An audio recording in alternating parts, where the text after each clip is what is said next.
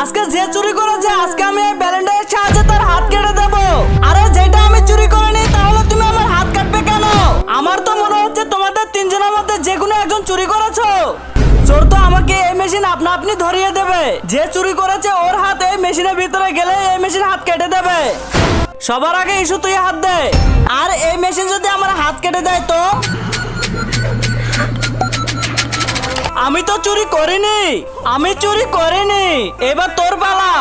আমার হাত যদি কেটে যায়। কিন্তু তার আগে তোমার কাছে কোনটা সব থেকে বেশি দামি, এক বস্তা টাকা নাকি মা বাবা? যদি মা বাবা হয় ভিডিওতে একটি লাইক করে চ্যানেলটা সাবস্ক্রাইব করে দিও। লাইক সাবস্ক্রাইব যদি তুমি না করো তাহলে আমি বুঝে নেব তুমি মা বাবাকে একটুও ভালোবাসো না।